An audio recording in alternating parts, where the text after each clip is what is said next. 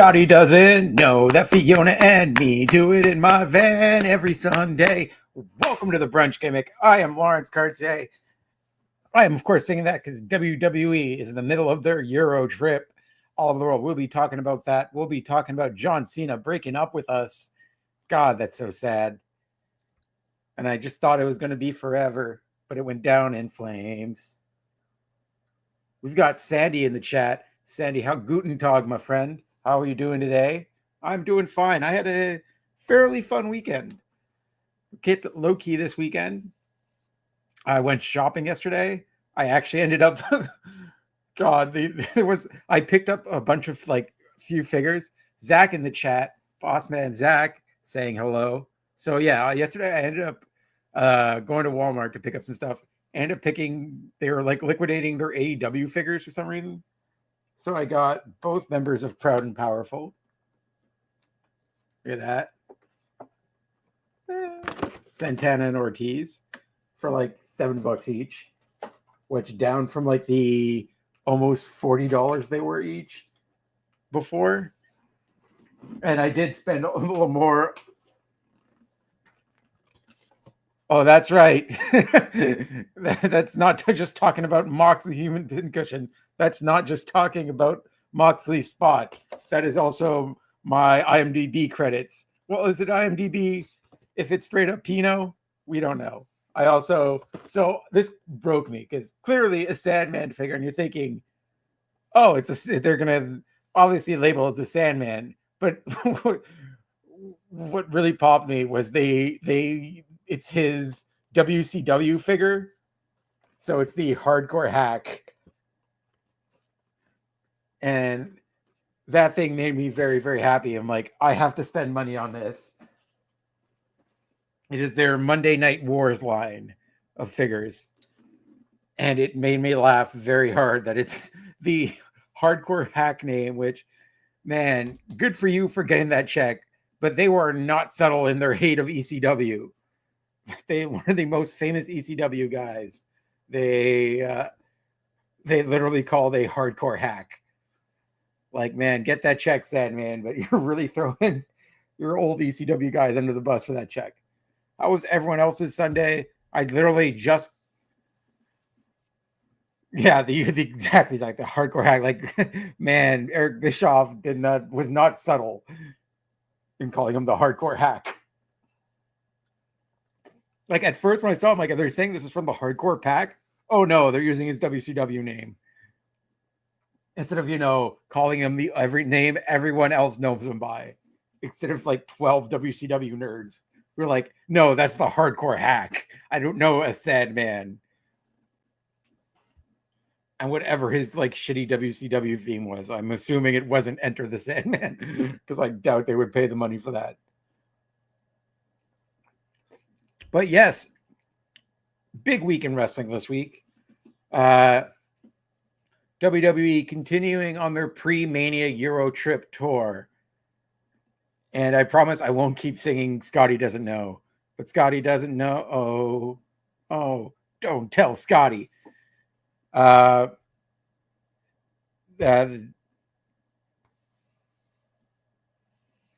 absolutely. Like I didn't think, I honestly thought it was gonna be gimmick barbed wire. I'll be honest with you. Like looked at it because it didn't like stick in like regular barbed wire. But they were, and we'll get into that too later on, because there was a spot this week, and I'll talk about some of my like favorite hardcore spots on TV and why I'm at this point in my life a fundamentally broken person when it comes to deathmatch spots. But yes, we started this week, and the big thing on Raw, which took about 35, it took about like a good chunk of the show where they heavily cut all of the matches and the rest of the show. But we got John Cena returning in Belgium, which was nice to me. Like, it's weird this week in Europe, like we've had the Belgian crowd, which speaks French, and I'm French Canadian, so I understand their chants. And on Friday, they were in Italy, and I'm half Italian, which we'll get to something that popped me big in Italy when we talk about SmackDown later. But yes, John Cena delivering a pretty good promo. I felt he did not get into why he sided with The Rock. He explained his intentions of being like, he's saying, I'm not a baby. He actually used the terms, which like every nerd on the internet's like, oh, he used all the terms they're not supposed to say on TV. So he said he's not a heel, he's not a baby face, he's a human being. Which, like, to me would have made a bit more sense had he done this like a year or two ago. Ophelia in the chat, very famous Ophelia Payne, Peggy in the chat, who all over the blogosphere with her reactions on Wednesday with Big Bad Boris on the AEW stream. Again, we're going to talk about that a little later. But yes, I felt like he should, like, this would have made more sense a year. Like, he did reference the fact that he's been getting cheered recently. But like the fact that he's cutting it now out, like, is like a little weird, because like there is sort of like, no, we've been cheering you for like the last 2 years. But it's fair. Like, Cena has been through the ringer with wrestling fans and WWE fans. Like, he is the king of the split reaction for years. Like, he was always like, his original character did start to get over, and he did mention that, like, did start to get over with like adults when he was Thugonomics John Cena. Then after he like stopped being Thugonomics John Cena, then he became like more the kid's favorite, and like people our age sort of turned on him. And it's like, oh no, this is a kid's act, but like always wildly pop. So like him turning on the kids was brilliant, and I loved it, because like it's funny because there's a moment in the promo where I'm like, is he in my brain right now? So I'm like, I wonder if he's going to reference everyone in the John Cena farewell tour T-shirts. And I'm like, within like a minute of that, it's like he starts referencing everyone in the crowd in John Cena farewell tour T-shirts, telling him he doesn't want their adoration, doesn't need them. He is done with them. He has broken up, which I felt that was the silliest part. That was like comedy actor John Cena coming through there, when you're just like, no, I imagine just like him in an actual breakup, like, no, we are broken up. We are done. that part was like a little, so that little hand wave he did near the end of the promo. And then Cody came out, called him a bitch, which he was being a little bit of a bitch, which is fair. There is stuff I did agree. Like, I was happy he also referenced the John Cena can't see me joke, because as somebody who does a lot of jokes and has like written like bits and stuff, I always felt that shit was so played out. 12 minutes, I'm good. Oh my god, I was so happy when it's like it was a bad joke. I'm like, yes, John Cena, we agree here. We agree. This was a bad joke that's been overplayed a million times. We get it. You can't see him because he does the hand thing. I can't stand an entirely too overplayed joke. I hate it. I hate it so much. And I was so happy when he mentioned it. But yes, the crowd was in Belgium on Raw, which I felt, again, these Euro crowds have brought energy and sort of masked the mediocre to bad build on some of the matches, because the energy is there. Which I'm like, again, I'm giving WWE a little bit of rope here, like a little bit of a leash here, to, because there's a very long period of time between like the last pay-per-view and WrestleMania. So like they still have, like, I'm expecting within, and things are starting to get set in stone. Like they formalized matches, and I'm hoping starting in April, by like April 1st, we are going to have like full-on builds to the match. We're going to know, we still, like, there's a lot of matches that have been set that we don't know what's happening. We don't know what's happening with either the men or women's US title, or the men and women's intercontinental title yet, or the tag team titles at Mania. Like, we will get into it because it was on SmackDown, but the fact that they might have their first women's feud that isn't around a title on the main card, which they should do.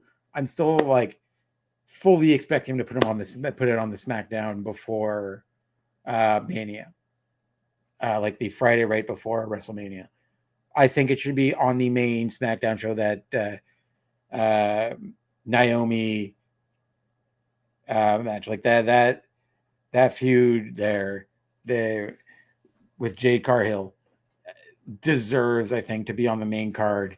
And the women deserve to have a match that isn't revolving around a title, like a feud not revolving around a title on a pay-per-view card. Like, plenty of them with the men, but like, it's rare that a women's one gets on the card. And I think this is more than deserving, and they've told a pretty good story here, and I'm liking the build to it.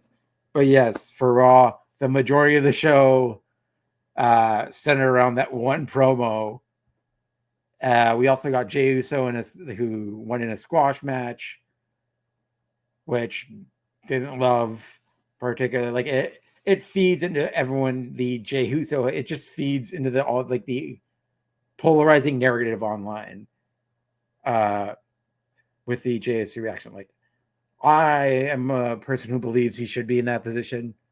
Honestly, just straight up on like crowd reaction, and also like people have to understand wrestling is multifaceted. There isn't just like one thing. Like, you're not gonna have.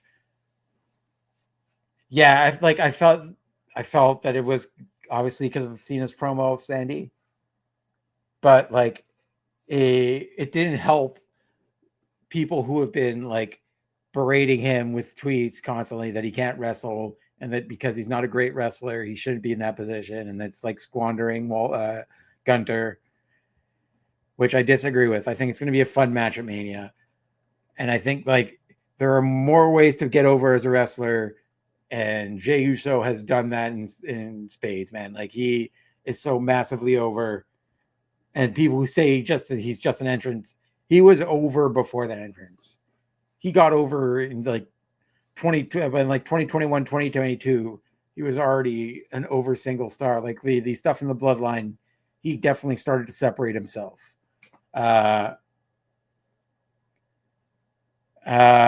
Like he's definitely like, I feel he should be in that position in that match. I think they did him no favors by doing a quick squash, and then people just overanalyze his like spear wasn't a good spear. No, it looked like a crossbody and thing. Like he still has time. I think I trust like Gunther to help him put together a good match. I think it might be similar to the one match he had with Sammy at Mania last year, where like he's just gonna beat up Jay for the whole match, and Jay's got to deal with his like self-doubts of whether or not he can do this, and he has the talent to do it. But I think at the end of the day, he's going to win that match. But yeah, like what I didn't like about that squash match is it does not help Jay or, like you said, or Austin Theory. It didn't help either one of them. Like it sucks that they had to cut time because of the promo, but like give him a little more time because a lot of people are hating on, like he's getting more hate than he deserves for his wrestling. Like he's a better wrestler than people give, or a lot of people online are saying. And there's a reason why he's in this position, and there's a reason why he's so popular and like over with the crowd. So like I felt that was like a misjudge and like a bad place to cut time. But in that, it was like a fairly fun Raw. But again, felt the rest of the card felt rushed, which sucked. And like, absolutely, I love Jey Uso. Yeet. But yes, the rest of the card did felt rushed after the promo, and like you knew it, the way like from the second John Cena, and he was right to do it. The kid like holding that crowd in the palm of his hands at the beginning of the show, and continually playing with them, like playing that he's gonna walk away and just drop the mic. Like he did his job and did it great. But like it's one of those things, like they are on Netflix. I don't know why they don't want to go long, or the mechanics behind if they like tell Netflix a time that they have to stay in it. Like I don't fully get the mechanics of the Netflix like the time management on there. Like they could have added more time, I felt, to the things. Like it's on Netflix. They don't have to stay on for the late local news at 11 like they used to. So like it didn't need to be, that whole show didn't need to be as rushed as it did, which sucks for like the people who paid really good money. And like we'll get into that. Like the ticket pricing for WWE stuff is starting to get out of hand. Like when they say, and people have like made the point, like why people cheer for it's the WWE's highest gate. That just means that it's the most money they made because they charge more for the tickets. So like the fans there who've been waiting a long time, and I'm sure the vast majority did not mind. We're just happy that they were in their neighborhood. But yeah, the tickets are starting to get crazy out of hand. And well, like some of the Mania packages are just insanity. Just like when you're starting to get to a down payment of a house to have a brief dinner with Triple H. I want to see the I don't know if it's true in the rest of the world, but in Canada you have to, if you win the lottery, you have to take a picture, like you've got to show your face and have your name on the thing. But like they should do that for the people who spend like 30 grand on a meet and greet.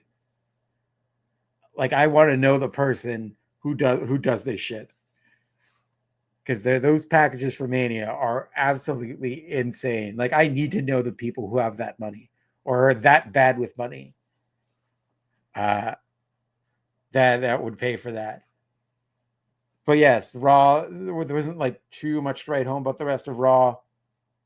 Again, like Raw's in a weird, Raw and SmackDown a weird spot where it does feel like sort of filler episodes before we really kicked to high gear.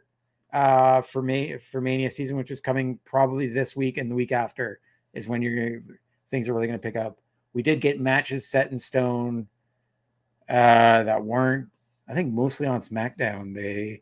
We got 2 matches, and we'll get that in a second. But also, AEW this week was a lot of fun, and friend of the show and like one of the like best people in wrestling and new AEW superstar Speedball Mike Bailey got a win, but in controversial fashion, not to his fault, and will be facing Kenny Omega, and also Ricochet will be there, also facing Kenny Omega, because they both pinned him. Which, like, Bryce Rensburg, who I've met Bryce Rensburg. He's very nice. I actually I didn't mean to. I'm like I could leave, but they like let me stay. I got to listen in on a Bryce Rensburg class that he was teaching when he was in Ottawa. And like, dude, super knowledgeable. Yeah, it's like the dude's super knowledgeable, but like AEW has a track record of making the referees look dumb. And like, there is no room for Ricochet to make that pin. Bryce Rensburg, he's one of the referees. He's one of the AEW referees, Sandy. He's like one of the more like, he's also the referee who is in the famous Invisible Stan versus the Invisible Man match, which you haven't seen, is like one of the more viral independent matches from WrestleMania week years ago, from Joey Janela's Spring Break. It's on YouTube. After the show, go check it out. It is a lot of fun, and it's in large credit because of the work Bryce Rensburg did as a referee, because it's all on him. It's all him and the crowd to make that match what it was. But yes, like the AEW has a tendency of making the refs look dumb, and if you haven't seen it, like Speedball hits a like hook kick to the back of Mark Davis's head, then from the corner hits a backslide to pin him, and Ricochet puts his foot on the rope and also pins him at the same time, which there was no room for Ricochet to do a legal pin there. So there's no reason why Ricochet should have been in that match. It should have been obvious that and there's no way he couldn't have noticed that his feet were on the rope, is all I'm saying. Bryce Rensburg. But yes, Ricochet and Speedball will be facing Kenny Omega at Dynasty for the international title. Yes, it's the international title. Which, good God, is that going to be a good match? Like, it's going to be a crazy, like, just the flippy match you've ever seen. Like, I'm very excited for that. I'm very excited for Speedball. Yes, Ophelia. I'm like the pop Speedball got when they announced that he was going to be in the triple threat match. The fact that like his reactions are growing, and even he mentioned on his stream that he was surprised that like he knew some people knew who he was, but he was surprised at the amount of people when they announced his name, that there was like a big of pop when he first like last week or 2 weeks ago, last week, when he first premiered, that he was surprised that like he got as big of reaction, and the reaction is organically growing too, which is nice to see, because people are more and more seeing him wrestle and seeing how talented he is. Like, he is still only showing such a small percentage of what he can do in the ring, and I'm so excited for people to see like more and more of the full package of Speedball Mike Bailey. Like Sandy, do yourself a favor. I know you're more of a WWE guy, and I get it, but like, check out his matches. That he's got a crazy amount of matches on YouTube. Like, honestly, one of the best wrestlers in the world. Like, pound for pound, like no one has a better. Like, I've gotten to, like, I'm lucky. I've gotten to sit down and talk to him and watch him work up close, and I've never met anyone with more of a creative and smart like wrestling brain, like, who gets this down to his DNA. Like, he has it down to a perfect science, And like, I'm so happy he's getting the paycheck he deserves right now, and like the notoriety he's getting because he's on a bigger stage. And like it's definitely noticeable in like his Twitch chat too, where his Twitch numbers have gone way up. Nah, since like literally the day after he debuted. But yes, so it'll be Speedball by nefarious means. Would be Speedball and Ricochet versus Kenny Omega Dynasty. I'm very excited for that match. Like that has the chance of being a 5-star match. And like, I'm expecting Kenny Omega to win. Like, I'd be very surprised if Kenny Omega loses it right after winning it. But it like Speedball is going to look great. I would sort of expecting them to use this to set up a full-on feud between Speedball and Ricochet coming up. And like, that's also going to be like them one-on-one, and then Speedball still chasing that one-on-one match with Kenny Omega. So he's still got that chase going afterwards because he's still not getting the one-on-one match he wants with Kenny Omega. So there's that story getting told, which I like. And it's going to be a very fun match and worth checking out. And also what was like a really good AEW show on Wednesday. Like, both women's matches were amazing. Like, that main event was a lot of fun. Just two big women just beating the hell out of each other. And Toni Storm killing it on commentary. Like, it's funny because you would be laughing for one of her one-liners and then you'd miss another one of them. Like, Toni Storm, great on commentary during that match. So much fun. But the thing that stole the headlines, and my God, if you watched, and you should check it out every week. Like, I think the two lines Toni Storm said, I'll get into the main headline thing. It's like, but the two lines that Toni Storm said that, like, God, that broke me, were like, I get my back blown out, or I get my back broken every night. And now that we're off air, you were in the JFK files, Tony. Like, A+ work, very funny. But yes, the headline stealer and the thing everyone reacted to was Jon Moxley doing the most Jon Moxley thing and getting a suplex onto a nail bat. Boy, how, like, here's the thing with me where it's like, again, I've like, a point of self-realization for me is like, oh, I might have watched so many death matches and so many like hardcore matches at this point that I might be a fundamentally broken person, because like I didn't have that big of a reaction to it. I'm like, oh yeah, that makes sense. That's although I think even Renee's used to it at this point, because she did. I feel you saying poor Renee backstage watching this. Renee did put in her Instagram stories the picture of them pulling the bat out of his back, or trying to, and just saying, "This is my emergency contact."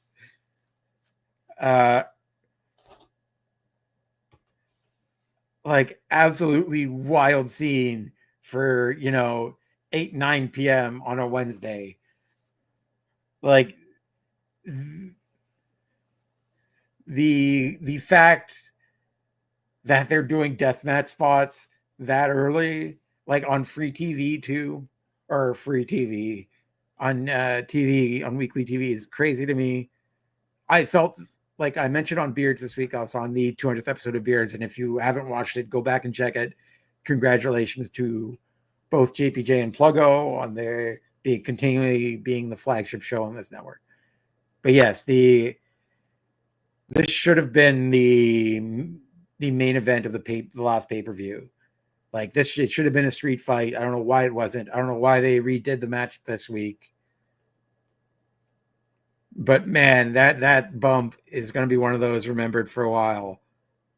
Especially like Mox taking the bump, them like Wheeler Yuta not being able to take it out with the ref for a painfully long time, like an agonizingly long time. And then Mox finally telling you, you're Wheeler Yuta, like breaking kayfabe a bit and like telling Wheeler Yuta, go do your spot with the bat still stuck in his back. Moxley, the professional that he is, uh, Moxley, the professional that he is, still focused on the match with a nail bat still jammed in his spine, is still telling Wheeler Yuta, go do your spot with Edge, or Cope, sorry, on the outside. Like he's got to go get put through a table. And like right afterwards, the referee finally gets it out of his back. It is a lot. Like it is almost a litmus test for wrestling fans. And like rightfully so, I 100% understand why it's not for most people. I am a broken sicko who grew up a Mick Foley fan. So like I'm very much these are adults and different people have different pain thresholds than other people. And like I get it, and these are professionals that are doing this, and Moxley knows what he's doing. But man, that was a out of spots. That was a scary spot. And like I am surprised that they put that on free TV. And like it did sort of take the headlines away from what was a very fun AEW Dynamite. I greatly enjoyed it. Again, happy for my buddy Speedball getting the win and getting the treatment he is getting so quickly. Not only getting put in a title position, but getting put in a title position with like hello Eddie, how you doing? How's your weekend going? But like putting him in with arguably, like I would say Mox is the ace right now, but like literally the founder and like one of the reasons this company exists, and Kenny Omega, and getting the trust there to work with him and the knowledge that it's going to be a 5-star match. I'm very excited for that match. And I'm like, I don't know what's going to go on with this Death Rider storyline coming up. Like, I don't know if he's going to lose the title to Swerve. Like, I'm still like, pick him. Like, to me, it's like a 50-50 pick him there. Like, a lot of people seem confident Swerve's going to win it Dynasty and just be the Dynasty guy. I don't know. Like, Mox, there's certain people in AEW that are just made that are solidly Tony guys, that like they can do no wrong. And like two of them, one of them is Mox and the other one is Jericho, who just like sort of like whatever they want. Tony's sort of is gonna like Tony's like just an automatic guest that almost has like a blank check in the company to do what they want. But yes, I don't know fully. I think Swerve might win. I think there's a good chance of it, but like I'm not confident in it. But yes, after that crazy AEW, we go to WWE again, continuing their Euro tour in Italy. And like I mentioned at the top of the show, what was crazy is I'm half Italian and half Trinidadian.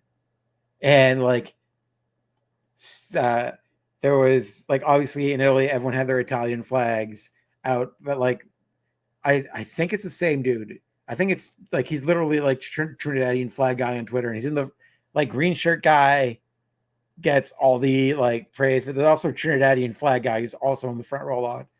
And I think he was on the side there because I saw another Trinidadian flag in Italy. So I'm like, oh, both sides of me are represented. All I'm missing is a Canadian flag. And that's like Laurence Cartier in a nutshell. But yes, we got SmackDown in Italy, which again, like Sandy mentioned, it felt a little rushed too.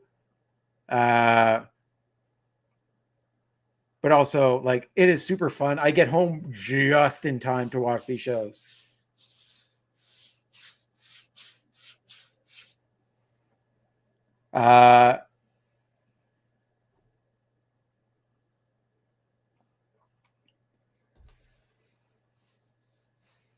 Like, The crowd was great off the top. There's some points where they're kind of dead, which were like disappointing.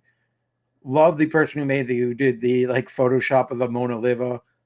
That was a lot of fun, and the fact she came out afterwards and signed it was great, Sandy. We opened with Randy Orton and Kevin Owens cutting a promo, and Kevin trying to bring back the tag match, like they're trying to tag back up with Randy,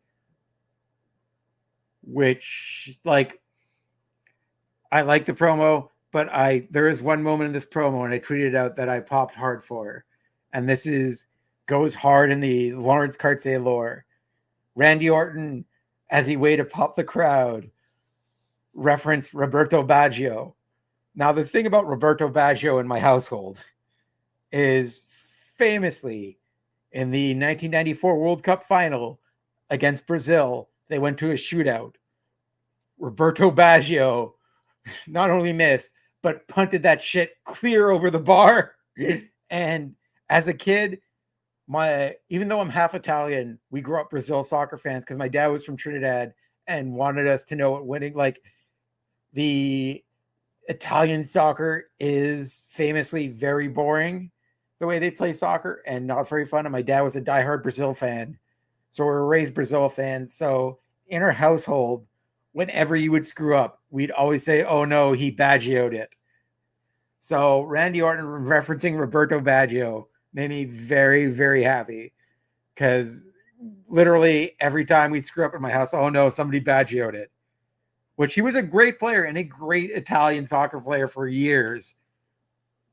But the thing is, when you mess up in that big of a like moment where you're one-on-one in a penalty shootout to win the World Cup.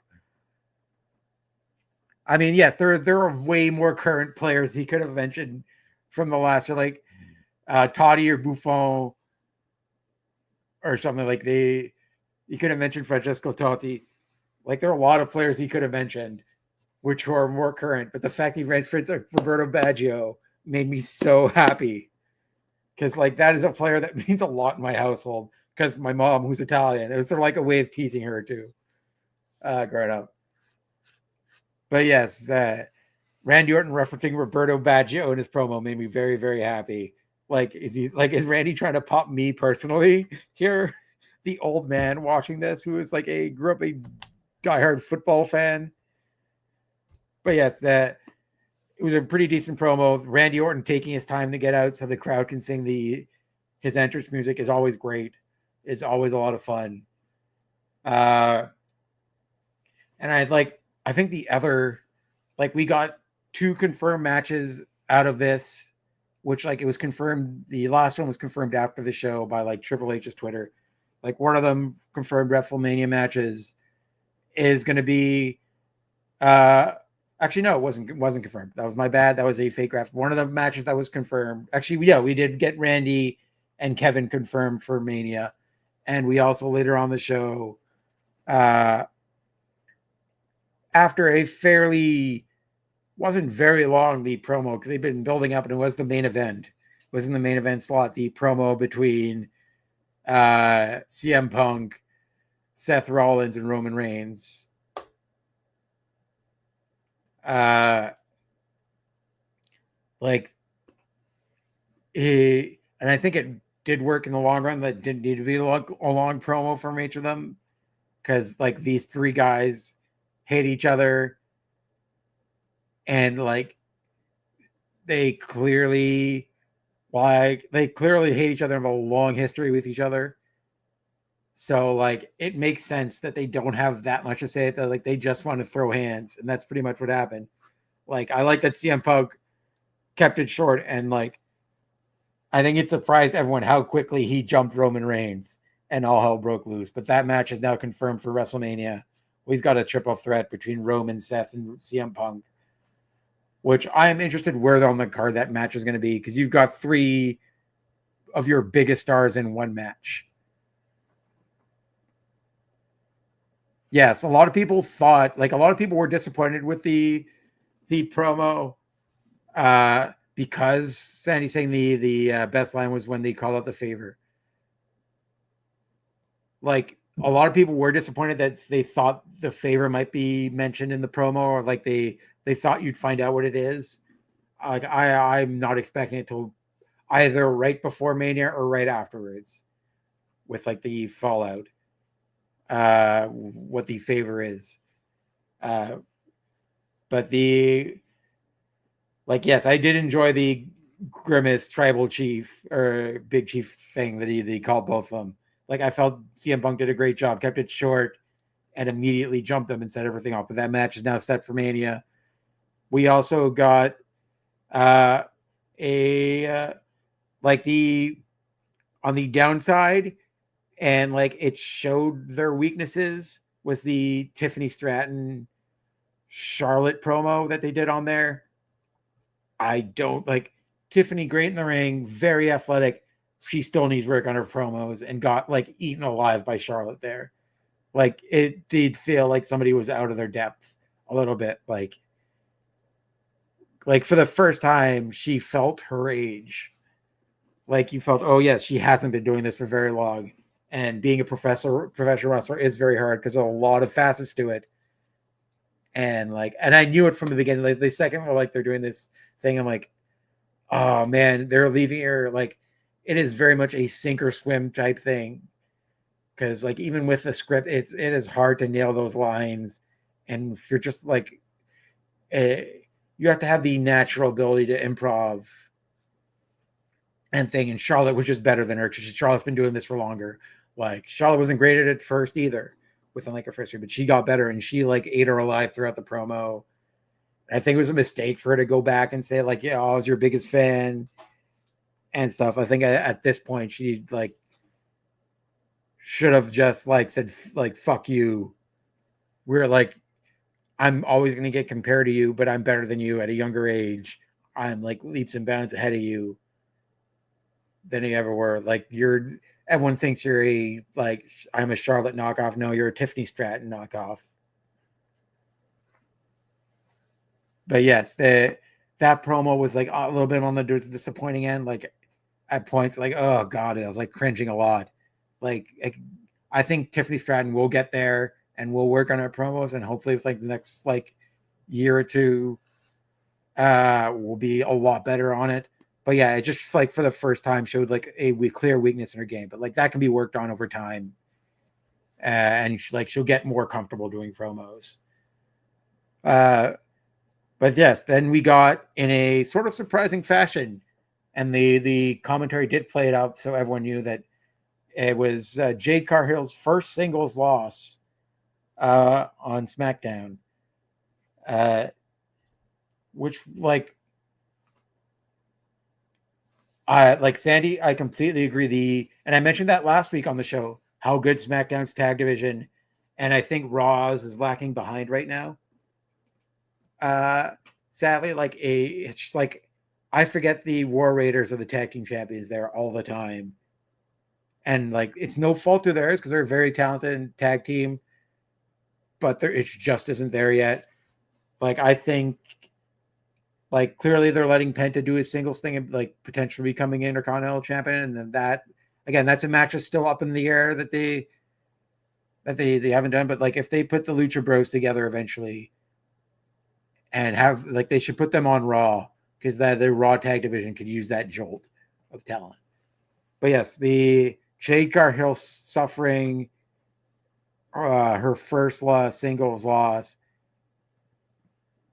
to Liv Morgan, and what was a very fun match. I was surprised how much I enjoyed that match too. And like Liv Morgan killed Liv Morgan. How you doing, Boris? Good morning. We were just mentioning earlier you're in Ophelia's reaction to the mock spot. But yeah, like it's sort of surprising fashion that she took her first loss that way, and like because Naomi came back and interfered and helped her win, hit her with the title, and like causing her to lose the match. And they did a good job of setting up this feud, of continuing this feud, which, like I mentioned earlier, should be on the main card of of WrestleMania. Like they don't do pre-show matches anymore, but like it should be on WrestleMania, not like the Friday, the SmackDown before, which like I feel might happen. I think this is a WrestleMania caliber match, and this feud's been building for a while now, and they've been telling this story for a long time. And like I don't think how you have a star like Jade Cargill and put it on the SmackDown before, which is like has become like the pre-show of SmackDown at this point. Pre-show SmackDown, pre-show of WrestleMania. That SmackDown before, because SmackDown now is 1,600 hours and is never ending. That whole week is going to be a marathon of independent matches, Raw, SmackDown, NXT, all in like a short period of time is going to be a lot. So guys, get ready. We've got under a month before it happens. We're just under a month away.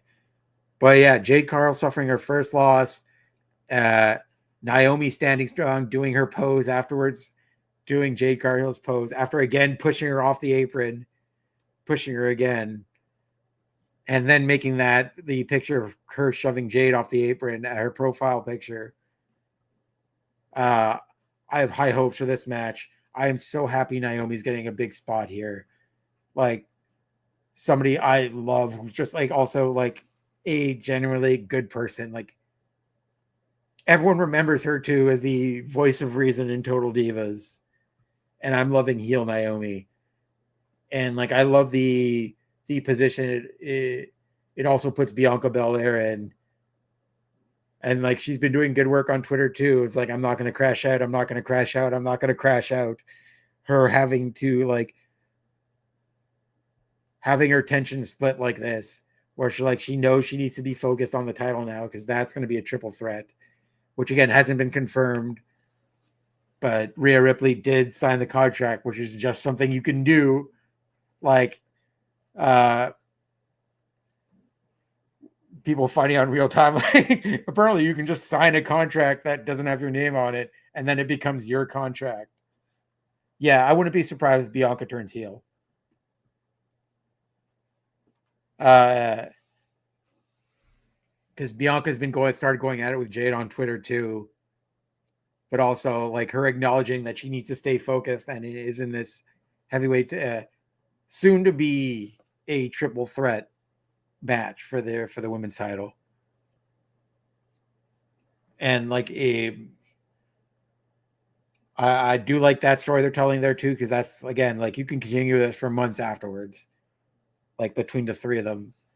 Like I wouldn't be surprised if Bianca Belair wins the title, and then it's a feud between Naomi, Jade, and her within the next few months, like fighting over the title too. Like I'm happy there's a non-title match that's a feud, but I think eventually you're gonna have to bring. It's like impossible for Jade not to be in the main heavyweight title scene soon. Like she is too big of a star and too much of a powerhouse to be kept out of that scene. So I think like post-Mania, I honestly don't know. I think they're like tweeners, the Profits, because they got a huge pop when they won the titles, and they did switch their music, which I did not like. It again, like people still getting Def Rebelled, and this many complaints. Like that's all. Like I want somebody at the press conference to bring it up with Triple H at some point. Like there are a lot of questions I would like to ask Triple H. Not enough to pay $30,000 to go to dinner with him, because like. Oh, I think it was 10 grand. I think it legitimately, my bad. I think it was like 10 or no, it might've been more. It might've been 50. Insane amount of money. God, I really, like if you're paying that, you have to be named. I need to know who you are, who's spending that much money. But yes, one of the questions, if I was in the press conference, I'd ask Triple H is like, why are you continuing with Def Rebel? Like clearly the fans don't like it. It has taken away from potential moments being bigger and the pops being bigger. The wrestlers like have not been too subtle about like not liking it either.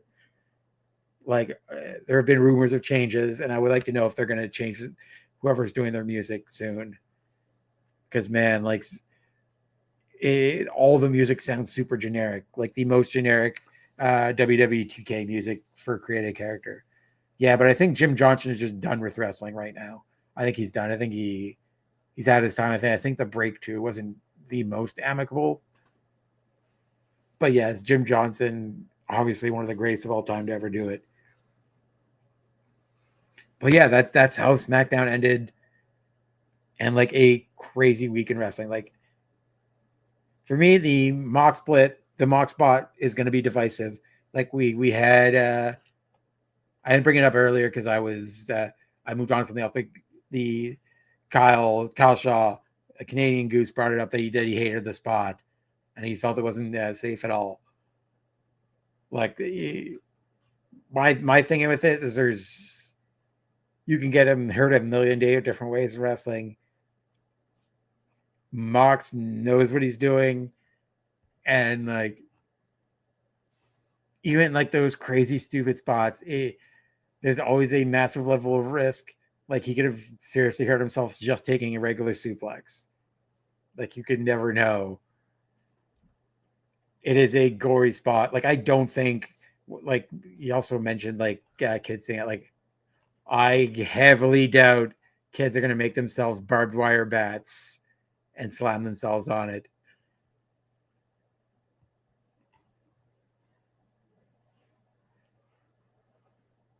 And like it's also like at this point, AEW has shown what they are, and as a parent, you have to know, like if they're AEW, if it's an advertised as a hardcore AEW match or like a death match, you should know to keep your kids away.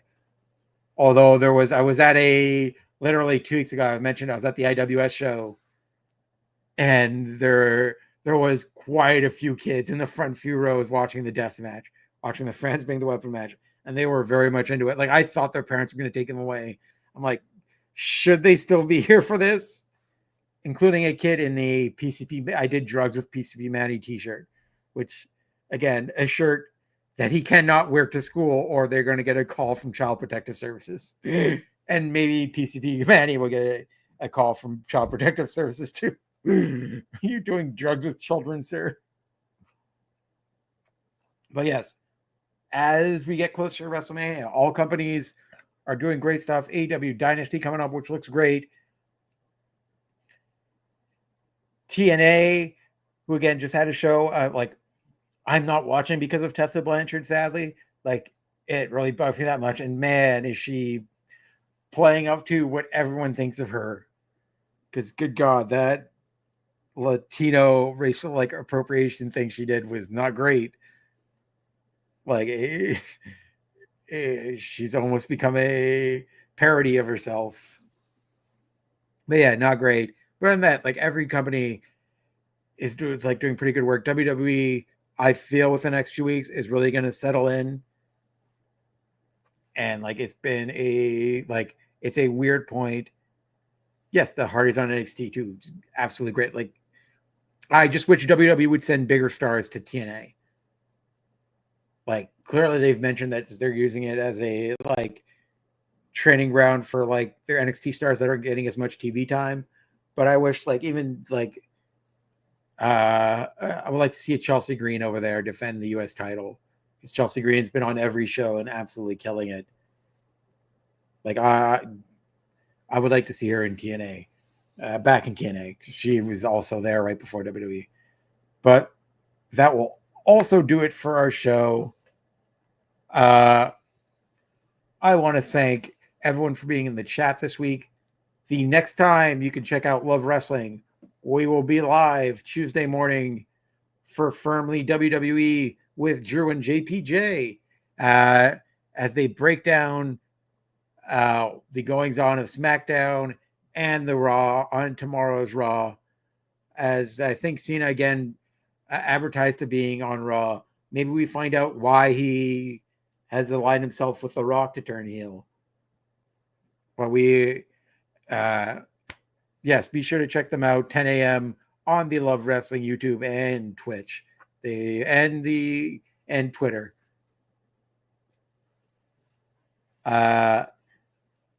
Again, also WWE will be on at 3 p.m. I think all week because they're still in Europe. So be sure to set your clocks and be ready for that. You can catch me You can follow me at CartSandyG on all the socials, on Instagram, Twitter, and Blue Sky. And I will be right back here next Sunday with more Brunch Gimmick. I want to thank Sandy, Ophelia, Kyle,